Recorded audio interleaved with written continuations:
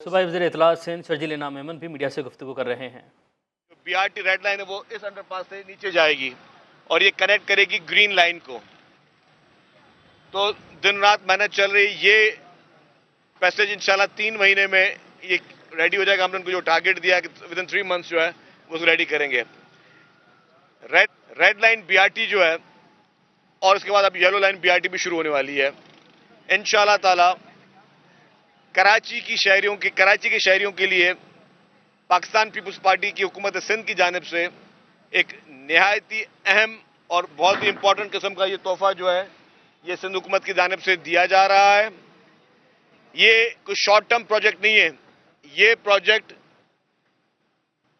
के बनने के बाद यहाँ के शहरी अगले 60-70 साल तक इस प्रोजेक्ट से मुस्तफीद हो सकेंगे, क्योंकि इसमें मेजर जो अखराजात हैं वो बसेस पे नहीं है। मेजर अखराजात जो हैं वो है इंफ्रास्ट्रक्चर पे, और state of the art infrastructure Karachi में बनने जा रहा है, चाहे वो रेड लाइन BRT में बने, चाहे वो येलो लाइन BRT में बनने जा रहा है।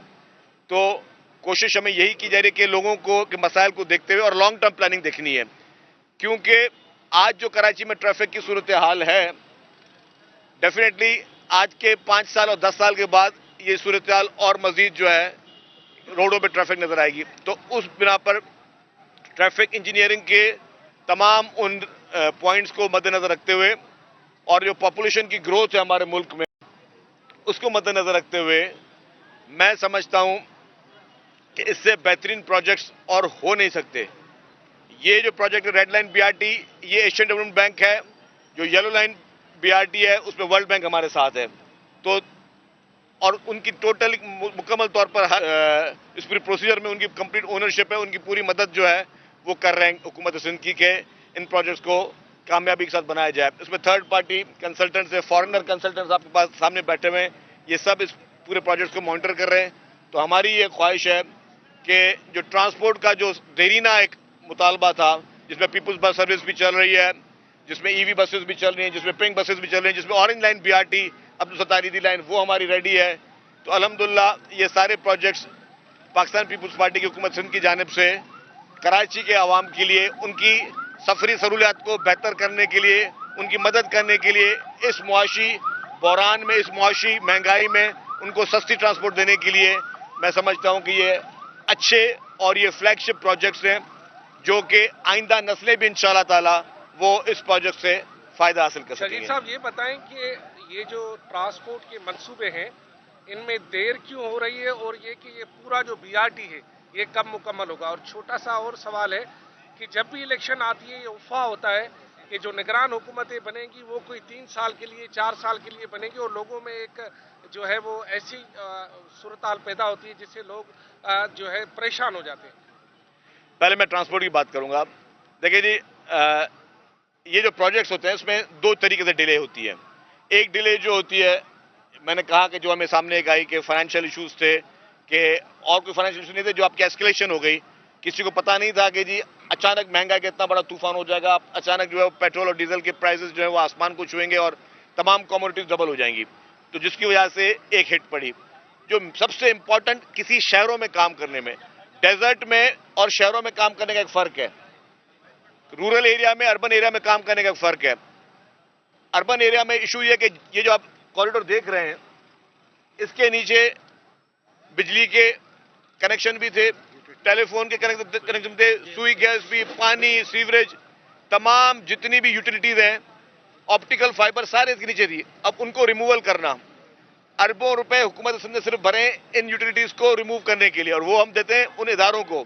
लेट्स सपोज अगर हमें यहाँ पे के इलेक्ट्रिक के पोल्स या उनकी वायरिंग जो है वहां रिमूव करवानी, तो हमने के इलेक्ट्रिक को पैसे भरे, इस तरीके से PTCL को भरे, सुई गैस को भरे, वाटर बोर्ड को भर रहे हैं, हर एक को भर रहे हैं, सबको भी उनको पैसे देने के लिए आप अपनी यूटिलिटीज को यहां से ट्रांसफर करें, यहां से शिफ्ट करें। तो वो जो यूटिलिटी ट्रांसफर करना जो है ना वो बहुत बड़ा मुश्किल काम है। वरना जो हमारा एज पर कॉन्ट्रैक्ट इनको है कि हमें इनको पूरा राइट ऑफ वे देना है। काम शुरू करने से पहले हमें उनको बोला जी ये आपका राइट ऑफ वे, अब आप काम शुरू करें। लेकिन आप अर्बन एरियाज में वो कर नहीं सकते। हालांकि कॉन्ट्रैक्ट में वो चीजें उस तरह लिखी जाती हैं, अनफॉर्चुनेटली जो कॉन्ट्रैक्ट बनाते हैं हमारे कंसल्टेंट या जो बाकी भी एक्सपर्ट्स होते हैं वो ये चीज़ों को मद्देनजर नहीं रखते कि आप शहरी इलाकों में ये नहीं कर सकते कि आप जी आप 28 किलोमीटर जो है आपने पूरा राइट ऑफ वे कर दिया, 28 किलोमीटर आपने पूरी चीज़ों को खोद को दे दी। नहीं, हम इसको पैचेस में इसलिए करा रहे हैं कि हमें चीज़ों को ट्रांसफर करना है, शिफ्ट करना है, लोगों को तकलीफ भी ना हो। अगर यहाँ से मैं अगर आधा किलोमीटर भी अगर मैं यहाँ पे मैं यूटिलिटीज को ट्रांसफर कर रहा हूँ तो मुझे देखना है कि जी यहाँ पे जो लोग रह रहे हैं उनके यूटिलिटीज डिस्कनेक्ट ना हो, तो वो इसका बड़ा चैलेंज है। जहाँ तक आपका दूसरा सवाल था कि केयर टेकर तोल दे सकता है, उसके लिए मैं आपको अर्ज कर लूँ, पाकिस्तान पीपुल्स पार्टी सिर्फ और सिर्फ एक कानून पर अमल करती है, वो है आईन पाकिस्तान, वो है कॉन्स्टिट्यूशन ऑफ पाकिस्तान। तो जो कॉन्स्टिट्यूशन में कहा है, जो कॉन्स्टिट्यूशन में लिखा है, उसको फॉलो किया जाएगा। कॉन्स्टिट्यूशन से हटकर कोई भी फार्मूला जो है वो नहीं आएगा। अच्छा, ये शकील साहब ये बताइएगा, वज़ीर आला ने भी कहा था कि ये टाइम से पहले जो है असम्बलियाँ डिसॉल्व कर दी जाएंगी, प्राइम मिनिस्टर ने भी कहा है, तो कोई डेट अभी आजकल चल रही है कि 8 अगस्त को अगर कर दी जाएंगी तो निगरान गवर्नमेंट को 3 महीने मिलेंगे, अगर 12 को की जाती है 2 महीने पे इलेक्शन कराना पड़ेगा। क्या इसमें क्या सदाकत है, क्या है इसमें? देखिए जी, ये वज़ीर आला साहब फैसला करेंगे, पार्टी लीडरशिप से भी कंसल्ट करेंगे और ज़ाहिर अपने कॉलीग से भी कंसल्ट करेंगे। तो अभी ये प्री मैच्योर है, अभी तो 15-20 दिन है, चलने दें किसी को। किलोमीटर का ये मंसूबा शकील साहब ही बता दीजिएगा। काम नहीं हुआ है, इंफ्रास्ट्रक्चर भी नहीं। कहाँ पे? स्कीम 45 में जी एनडीए की लोगों ने एहतजाज भी किया है। 2019 में दोबारा लॉन्च हुई थी, खत्म हो गया सारा मामला। उस बात से क्या कहेंगे? प्लान मंसूख किए गए हैं, कल उन्होंने एहतजाज भी देखें जी, मैं आपको बताऊं कि जहां पे भी कोई इस तरह के इश्यूज हैं उनको बाकायदा प्रॉपर्ली एड्रेस कर भी रहे हैं, किया जाएगा। आप ये देखें कि जी पाकिस्तान पीपुल्स पार्टी की हुकूमत सिंध ने किस तरीके से दिन रात एक करके शहर की तरक्की के लिए काम कर रही है। आप देखें कि पीपुल्स पार्टी के मेयर काम कर रहे हैं, पीपुल्स पार्टी के टाउन के चेयरमैन काम कर रहे हैं, पीपुल्स पार्टी के डिस्ट्रिक्ट काउंसिल के चेयरमैन काम कर रहे हैं, पीपुल्स पार्टी के वज़रा काम कर रहे हैं, पीपुल्स पार्टी के वज़ीर आला काम कर रहे हैं। मैंने कहा कि अगर ये ध्यान ना होता तो ये प्रोजेक्ट आप नजर नहीं आते। ये छोटे मोटे प्रोजेक्ट नहीं है। प्रोजेक्ट असल में जब प्रोजेक्ट की तैयारी की जाती है ना, उसमें भी अनफॉर्चुनेटली हमारे पास सालों साल लग जाते हैं। हमारे प्रोसीजर इतने लंबे हैं कि उस स्टडी में हमें सालों साल लग जाते हैं। तो इसी तरीके से ये प्रोजेक्ट जो है ये पूरे कराची के लिए एक बहुत बड़ा तोहफा है। और आपने देखा होगा कि ट्रांसपोर्ट डिपार्टमेंट, आपको नजर आ रहा होगा कि ट्रांसपोर्ट डिपार्टमेंट अपने पैरों पे खड़े होकर इस वक्त जो है वो कराची के ट्रांसपोर्ट के सॉल्यूशंस के लिए दिन रात मेहनत कर रहा है। मेरी पूरी टीम हमारी मेहनत कर रही है। इस वक्त भी ट्रांस कराची के सीईओ बैठे हुए हैं, ट्रांस कराची के पूरी टीम बैठी हुई है, इंजीनियरिंग टीम बैठी हुई है, कंसल्टेंट साइट पे बैठे हुए हैं। तो ये एक मैं समझता हूँ कि ये एक बहुत बड़ी नेमत है, अल्लाह का शुक्र है कि अगर आपके पास ऐसी लीडरशिप है जो सर्व करना जानती है, जो लोगों के कोर इशूज को हल करने में दिलचस्पी रखती हो। शकील साहब ये बताएंगे कितने किलोमीटर का ये मंसूबा है और कब तक ये आवाम की सहूलत के लिए खोल दिया जाएगा? दूसरा, ये सुराग बोर्ड से भी कोई नुमाइश की तरफ कोई मंसूबा है आपका? देखिए जी, इस वक्त आपको पता है कि ये टैंक चौक से स्टार्ट हो रहा है और हम लोग ये यहाँ तक आ रहे हैं और ये टोटल 22 किलोमीटर का ये ट्रैक होगा। इसमें जो है state of the art bus station बनेंगे, बस स्टॉप्स बनेंगे और टैंक चौक से नुमाइश तक का ये पूरा जो प्रोजेक्ट है, इससे ये फिर आगे इसकी कनेक्टिविटी भी बना रहे हैं हम। ठीक है, तो अब हम जितनी भी हमारी BRTs है उनकी कनेक्टिविटी बना रहे हैं ताकि कोई भी पैसेंजर है वो उसके पास एक कार्ड है, उस ऐप के जरिए, वो कार्ड के जरिए वो जहाँ जाना है उससे पूरे दिन का अपना वो सफ़र करे। हमने जो पीपुल्स बस सर्विस में ऐप भी स्टार्ट कर दी है और उस ऐप के जरिए अब जो है आपको पता चल सकता है कि आप किस वक्त आपकी बस कहाँ से जा रही है। तो ये बेसिक चीज़ें जिसको हम लोग कर सकते हैं। येलो लाइन मंसूबा आपकी हुकूमत बना रही है, हुकूमत की मुद्दत खत्म होने में कुछ दिन ही रह गए हैं, तो क्या समझते हैं कि आपकी हुकूमत इसके मंसूबे की शुरुआत कर पाएगी? दूसरी है कि एक मुल्क में नई पार्टी भी बनी है, उस हवाले से क्या कहेंगे? क्या सिंध में भी उसके असरात मुरतब होंगे? पाकिस्तान और देखिए जी, मैं आपको बताऊं कि जो येलो लाइन है वो पीपुल्स पार्टी ने स्टार्ट की है। जाम सादिक ब्रिज का टेंडर हो चुका है। अब वर्ल्ड बैंक को डॉक्यूमेंट भेज दिए गए हैं, वो जिसको वो फाइनल डॉक्यूमेंट देखेंगे उसके बाद टेंडर अवार्ड कर दिया जाएगा। जो भी पार्टी होगी, जो लोएस्ट होगी, जो जिसकी कारकर्दगी बेहतर होगी, तो वो चीज़ जो है वो उस तरह की जा रही है। जहाँ तक आपने पॉलिटिकल पार्टीज की बात की, सियासत करना सबका हक है और रोज़ नई पॉलिटिकल पार्टीज बनती जाती हैं और इलेक्शन में कॉन्टेस्ट करती रहती हैं। मैं समझता हूँ कि लोग इस बार देखेंगे कि बेहतर पैगाम कौन देता है और बेहतर पैगाम जो है वो सिर्फ पाकिस्तान पीपल्स पार्टी की लीडरशिप दे रही है, वो यूनिटी का पैगाम है, वो इत्तेहाद का पैगाम है, वो पैगाम है जिसमें हम चीख चीख के कह रहे हैं कि कोई अब लसानी सोच खत्म करें, कोई फिरकावारियत की सोच खत्म करें, कोई पोलराइजेशन की सोच खत्म करें, कोई मजीद डिवीजन की सोच खत्म करें, सिर्फ एक सोच रखें और वो सोच हो कि हमें एक अच्छा पाकिस्तानी बनना है, हमें एक अच्छा और मुहब्ब वतन पाकिस्तानी बनकर इस मुल्क के हर उस इशू को, जिसको हमें हर इशू को अपना इशू समझना होगा। अगर किसी भी महकमे के साथ कोई इशू है तो वो मेरा इशू है, अगर किसी के साथ कोई चैलेंज है तो वो मेरा चैलेंज है। पूरी कौम को जोड़ने का वक्त है और जोड़ने का जो मैसेज है वो पाकिस्तान पीपल्स पार्टी की लीडरशिप दे रही है, तोड़ने का मैसेज जो है बाकी पॉलिटिकल पार्टी दे रही है। ये बताइएगा क्या दुबई में ये तय पाया कि अगले वजीर आजम बिलावल होंगे या फिर जो है नवाज शरीफ होंगे? अच्छा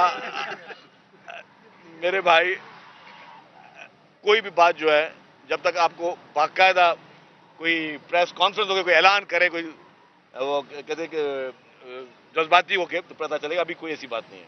ये बताएं कि आपने कहा कि यहाँ पे मंसूबे अच्छा किए गए हैं, जैसे आप ट्रांसपोर्ट वजीर बने हैं तब से ये जो है वो पीछे से पर लग गए कि आप मंसूबे ये माइक दूं आपको, दोबारा जोर से बोलिएगा। अब ये प्रोजेक्ट आ रहे हैं, ट्रांसपोर्ट पे जो है वो मसाइल हल होना शुरू हो गए। कराची का एक हिस्सा तो जो है ट्रांसपोर्ट का मसला हल हो रहे हैं, दीगर जो इलाके हैं वहाँ पे लोग कह रहे हैं कि कब तक मसाइल हल होंगे। जो बंदिया के साइड है, यूसुफ रोड के साइड है, यहाँ पे तो जो येलो लाइन है वो कब से शुरू हो रहा है और दीगर जो ब्लू लाइन है उस पर? देखिए जी, मैंने कहा कि येलो लाइन पे का टेंडर प्रोसेस हो चुका है, अब टेंडर अवार्ड होने का टाइम है। वो एक वर्ल्ड बैंक की वो हमारी पूरी एक प्रोसेस है, उसको हमें फॉलो करना पड़ता है। वर्ल्ड बैंक भी बहुत कीन है, वो भी दिल से वर्ल्ड बैंक वाले कोशिश कर रहे हैं कि जल्दी प्रोजेक्ट स्टार्ट हो। सिंध गवर्नमेंट भी कीन है, पीपुल्स पार्टी की लीडरशिप भी कीन है, सब चाहते हैं जल्दी प्रोजेक्ट स्टार्ट हो जाए। तो ये बात से जहाँ तक आपने कहा कि जी पर लग गए, तो पर की मैं बात बता दूं कि पीपुल्स पार्टी की लीडरशिप के अहकाम हैं। जब मुझे ट्रांसपोर्ट महकमा दिया गया तो चेयरमैन बिलावल भुट्टो जरदारी साहब एंड मोहतरम आसिफ अली जरदारी साहब और वज़ीर आला साहब की हिदायतें ये थी कि आपको हम ट्रांसपोर्ट मिनिस्ट्री दे रहे हैं, आपने ट्रांसपोर्ट में अपनी कारकर्दगी दिखानी है और अब कारकर्दगी का फैसला अवाम ने करना है कि कारकर्दगी उनको नजर आ रही है या ये प्रोग्रेस वो किस तरह वो फील कर रहे हैं इसको। जी अभी आपने कहा कि पीपल्स पार्टी के यूसीस के जो चेयरमैन है वो काम कर रहे हैं, हाफिज नईम का कहना है कि यूसीस के चेयरमैन को अभी तक चार्ज ही नहीं दिया गया, तो काम कैसे करें? देखिए, हाफिज साहब को आप इतना क्यों सुनती हैं? आप और भी दुनिया में बहुत सारे काम में करने के लिए आप हाफिज साहब की जो है ना बातों को ध्यान ना दें। मेमन साहब ये बता दीजिएगा कि जो एशिया कुर्ते नोश है उसकी कीमतें जो हाई हैं, आटा मिल नहीं रहा, चीनी मिल नहीं रही, अभी 6 रुपये बिजली पे बढ़ा दिए, दूध वालों ने आज खुद कीमतें बढ़ा दी, कमिश्नर कुछ नहीं कर सकते, हुकूमत सिंध कुछ नहीं कर सकती उनको, और उसके बावजूद भी अगर पीपल्स पार्टी कहती है कि अगला वज़ीर आज़म हमारा आएगा तो आवाम क्या देख रही है? देखिए बात सुना, एक इन्फ्लेशन तो आई है और मैं ये भी बता दूंगा इन्फ्लेशन, हम जो इन्फ्लेशन बात करें, इन्फ्लेशन पूरे पाकिस्तान में नहीं आई है, सिर्फ इन्फ्लेशन पूरी दुनिया में आई है।